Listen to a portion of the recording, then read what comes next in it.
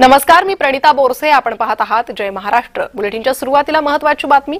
सरकारने महिलांना दिलेल्या 10,000चा फायदा झाला. बिहारमधील एनडीएच्या विजयावर शरद पवार यांनी ही प्रतिक्रिया दिली आहे. पैसे वाटून निवडणुका होत असतील तर विचार करावा. निवडणुका स्वच्छ आणि पारदर्शी झाल्या का याबाबत शंका. प्रत्येक महिलांना 10,000 वाटप करणं लहान बाब नाही. जवळपास 50% मतदान महिलांनी केलं असं पवारांनी म्हटलंय. सत्ताधाऱ्यांनी अधिकृतपणे पैसे वाटणं चिंताजनक असल्याचंही ते म्हणाले.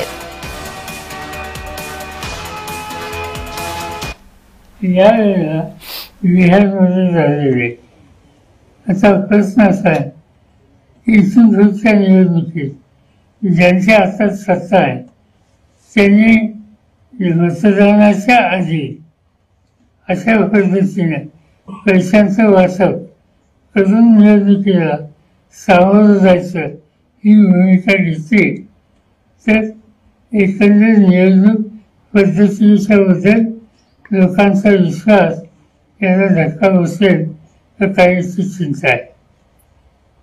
एवढ्या मोठ्या प्रमाणात पैशाचं वाटप करणं हे योग्य आहे का याचा विचार जाणकारांनी केला पाहिजे. निवडणूक आयोगाने सुद्धा याचा विचार केला पाहिजे. निवडणुका स्वच्छ पारदर्शक पद्धतीने व्हाव्यात याच्यात कोणाची दुमत असायचं कारण नाही. पण 10,000 रुपये ही काही लहान रक्कम नाही.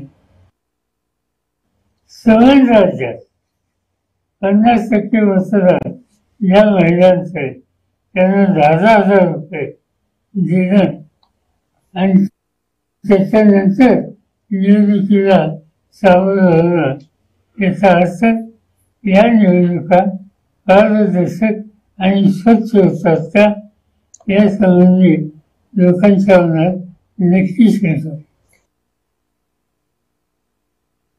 जो जीता वही सिकंदर. हारल्यानंतर पराभव झाल्यानंतर पराभव स्वीकारता आला पाहिजे.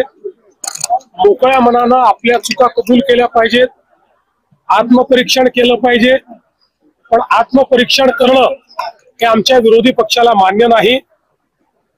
खऱ्या अर्थानं या ठिकाणी वेगवेगळ्या प्रकारच्या ज्या काही योजना आहेत या योजना करण्याची संधी सगळ्यांनाच होती. त्यांची सरकार होती तेव्हा त्यांनाही होती.